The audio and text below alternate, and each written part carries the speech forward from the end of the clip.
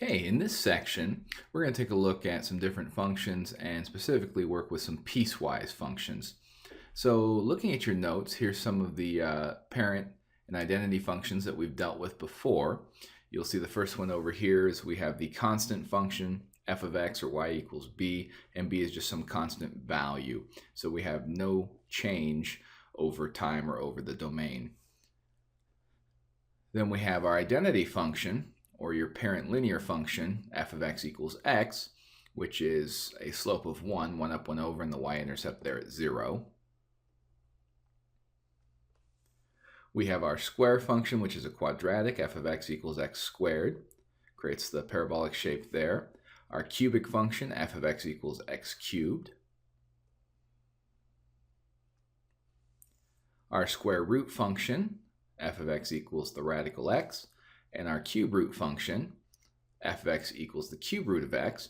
And I'm going through these quickly because we're just kind of refreshing. You should be familiar with all of these.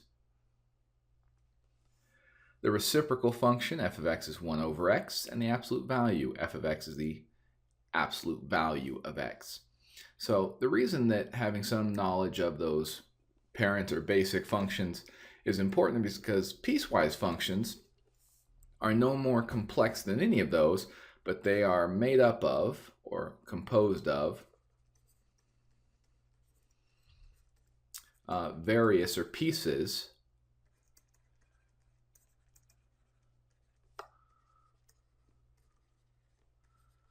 over the domain. So we're really just looking at pieces of functions over the domain. So for some part of the input values, the x values, the domain, we may have one function, say f of x equals x, and then over another, we might have f of x equals x squared. And you'll see what that looks like here in just a second. But they're called piecewise because they're just made of pieces of various functions, and then they're all just kind of put together over various domains.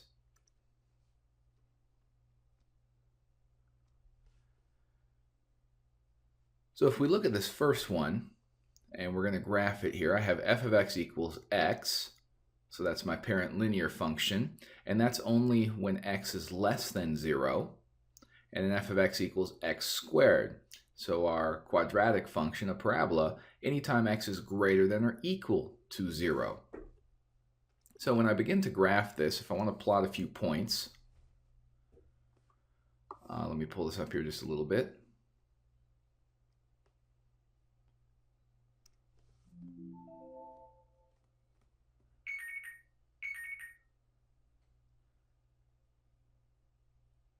So when we begin to graph this, plot a few points, I know that anytime x is less than 0, I have the linear function. So think about this as, let's just say f of x equals x for values less than 0. So if I'm at -1 and I plug that in, I get -1. If I plug in -2, I get -2. And so forth and so on. So it looks like this. And really, let me change that to a solid line here.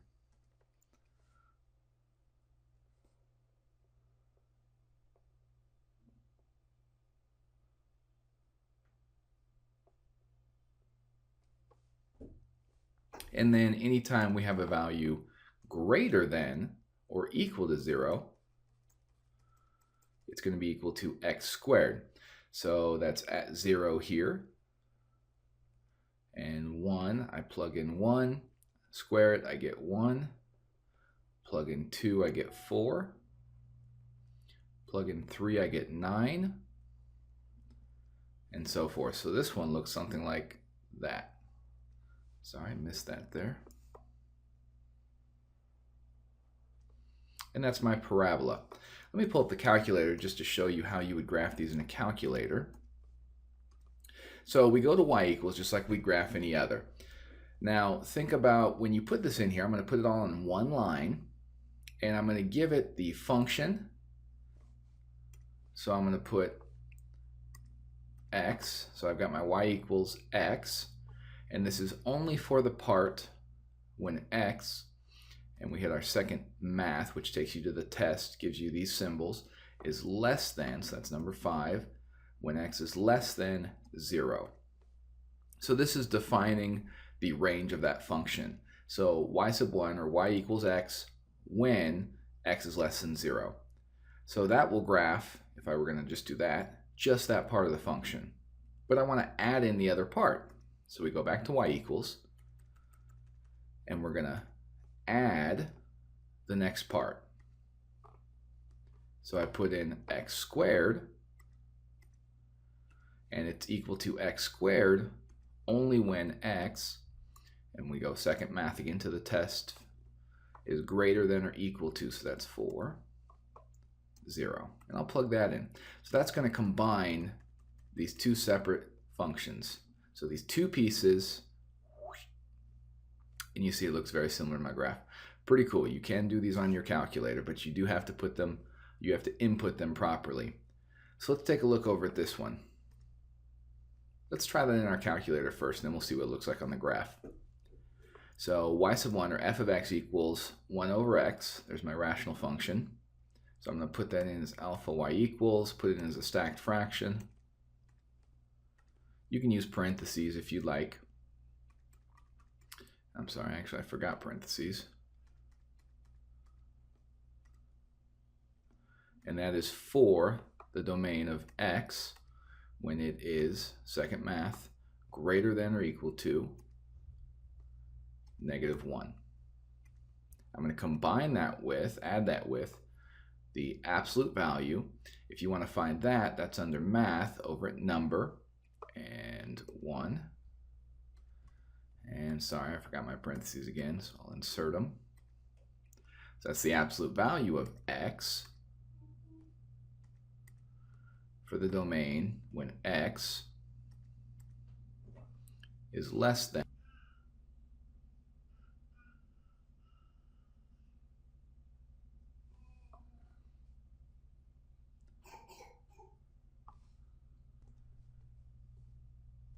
When it's less than, so we'll take number 5 here, -1. And we'll see what that looks like. Okay. So we have then, again, 1 over x anytime it's greater than or less than -1. So if we think about this as splitting it up. Okay, so I'm just going to draw this line here for the visual. And anytime then I am greater than this value. So anytime I'm over here, that's going to be my function 1 over x. Anytime I'm this way, less than that value, I'm going to be absolute value of x. So I know my absolute value function.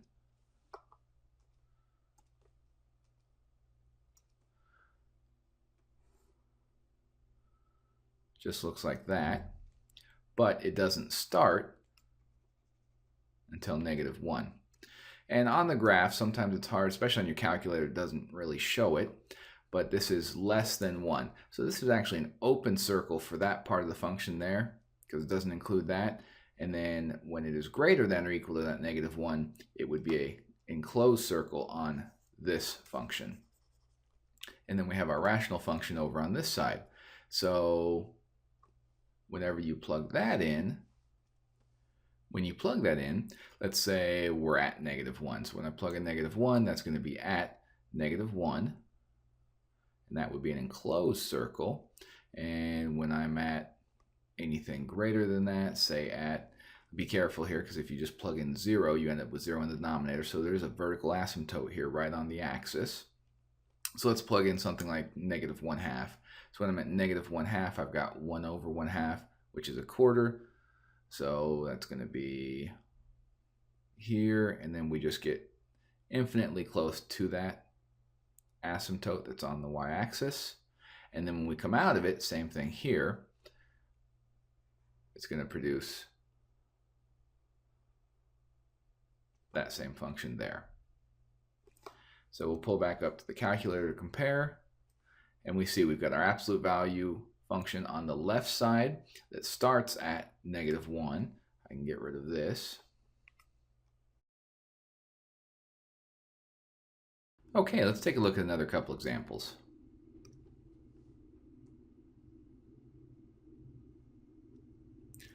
And this one actually has 3 pieces, so we'll take a look at that.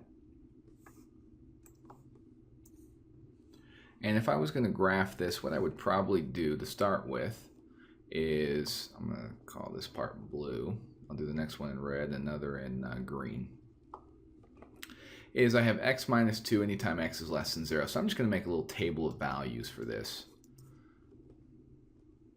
So less than 0. So I'm going to say over at maybe -6, -3, and -1.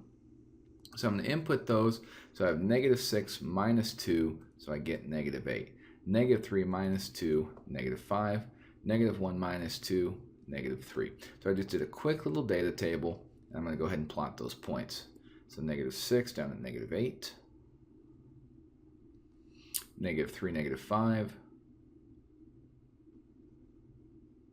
-1, -3. Okay, and that's going to go right up to 0, and it would not be a solid dot there. It would be an open circle.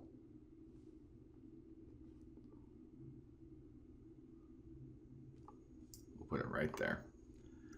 And then we see right here, let me make a better open circle there. Doesn't include that value. Do this one in red. Now notice this is only for a single value. When x equals 0, so very specific, when it's 0, you get 5. So I'll go up here, and that is at 5. And that's a nice solid circle. That's the value when it's at 0. And then we'll do this one in green. And we'll just do another little data table. And we'll just go on the opposite end. We'll say 1, 3, 6. And we'll plug those in. So 3 minus 2 times 1 is 1. 3 minus 2 times 3, so 3 minus 6. And then 2 times 6 is 12. 3 minus 12. And we'll plot those. So I go over at 1. I'm up at 1. Over at 3, I'm down at -3. Over at 6, I'm down at 9.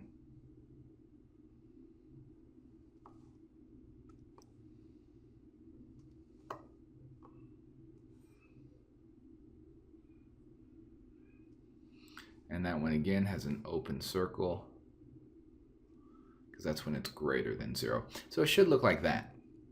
So let's check in our calculator and see what we get.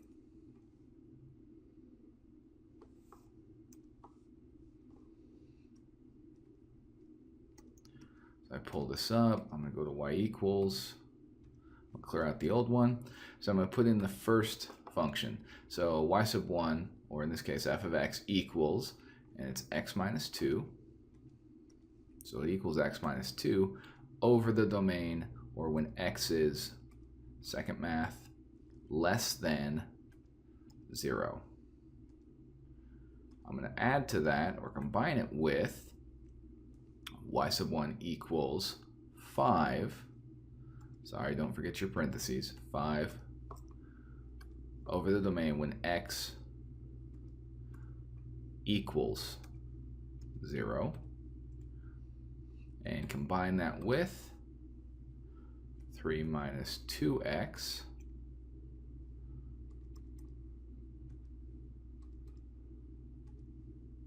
over when x is greater than.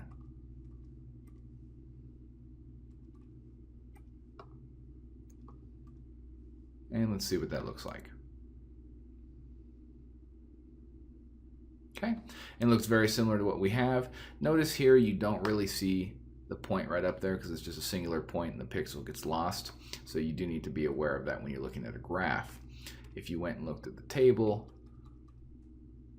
you would see that when it's at 0, we do have that value at 5. So it is graphed correctly. It's just hard to see on the screen of the graphing calculator. And we're going to finish up on greatest integer functions. And the greatest integer function, simply we can describe it as for all real numbers x, it returns the greatest integer less than or equal to x. So you plug something in and it's going to return the integer, the greatest integer that is less than or equal to the input value. And it's notated either as int x, and you'll see that form in your calculator, and most often this text, it uses kind of this double bracket. So when you see that, that's describing the greatest integer function. And this is part of a class that are called step functions. So it looks like this. When you plug in a value, say anything between 0 and 1, like 0.5, well, the greatest integer equal to or less than that is 0. So it drops down for any value in here. You plug in, say, 1.5. Well, 1.5, the greatest integer less than or equal to 1.5 is going to be 1. So it returns values of 1 for anything between 1 and 2. Now, what you see down here is a problem with the graph. What happens is when you graph it on your calculator and a lot of graphing programs, is you don't get the true open circle, closed circle. So look at your calculator here, because it's going to return a graph very similar like that, and then we'll talk a little bit more about it. I'm going to go to y equals, clear that out, and this is under math over at number, and it's number 5 here, int. We're going to plug in x, and we'll see we get the greatest integer function. Well, it's tough to see if you just look at the table. This looks very much like the parent linear function y equals x, or f of x equals x. So let's change the, you go second window to the table set feature, and we're going to change how the table changes the values. So I'm going to go by, say, 0.25. And now we'll see. So you see at 0, we're at 0.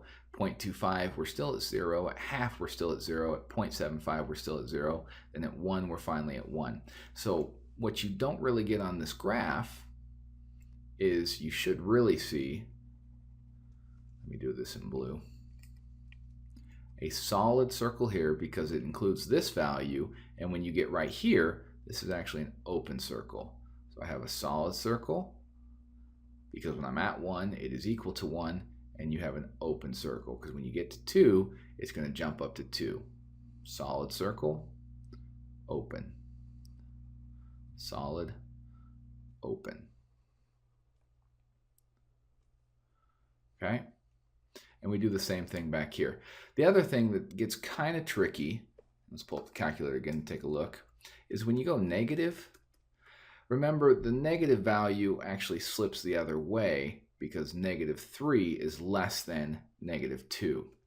So when you're at -2, you're at -2, but when you're at -2.5, as opposed to positive 2.25 or 2 1/4 dropping down to 2, this one drops back to -3.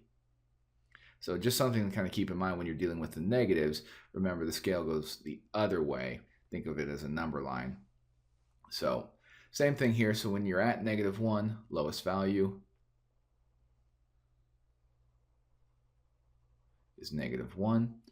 When you're at -2, lowest value is -2. So anywhere on this line, say you're at -2.5 here, you still drop down to -3. Whereas when you were at 2.5 here, you would drop to 2 on the positive side. So just something to kind of think about whenever you're graphing those greatest integer functions. And if we take a look at the very final couple examples here, this again is just kind of working with that same thing. Looking at the graph above, f of 1.7 on the greatest integer function. So when you go to 1.7, somewhere right in here, boom, you drop back down to 1 because 1 is the greatest integer less than or equal to 1.7. And same thing here, f of -2.1. So I go negative 2.1, so just here, and that drops me down to negative 3. Negative 3 is the greatest integer less than or equal to negative 2.1. Okay, so bring any questions that you have to class. We can take a look at them further, and we'll get a little bit more practice.